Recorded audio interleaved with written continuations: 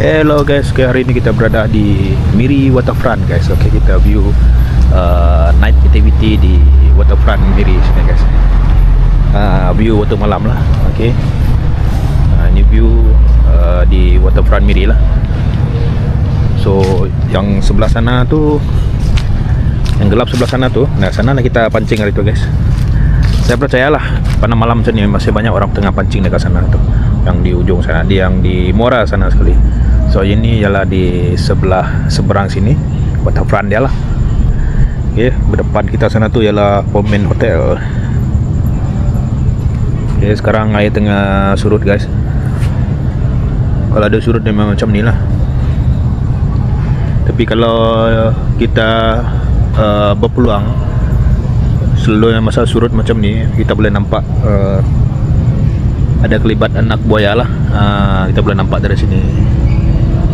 Oke, sebelah sana adalah perkampungan lah. Di sebelah sana saya tengok macam ada kereta lah. Memang orang balik pancing tu guys, seberang sana guys. Di depan sini ialah seafood, kedai seafood lah, pemakan berdepan dengan Waterfront. So antara salah satu seafood yang memang famous juga lah orang datang sini, disebabkan dia halal lah. Dia tidak masak daging babi, jadi dia halal.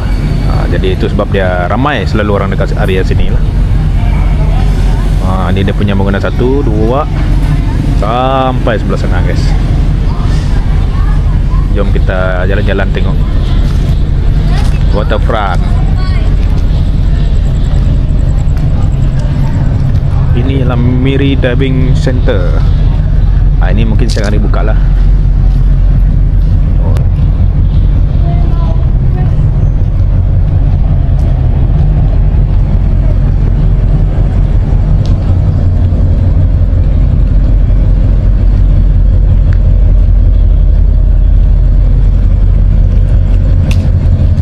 Di sana ada ikon Miri punya ikon lah, kuda laut. Jom kita berdepan dengan kuda laut sana guys.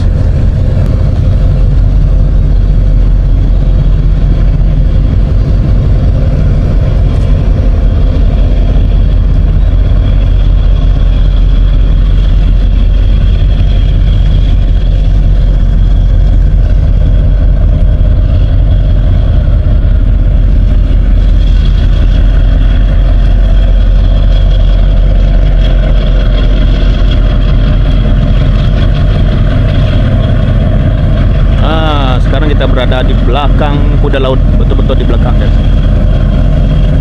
Kebetulan pula ada kapal melimpas. Itu kapal fast robot yang bawa orang dari offshore lah.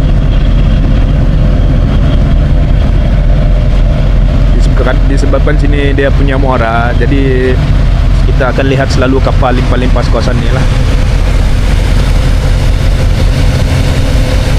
Bunyi air ombak daripada kapal tadi.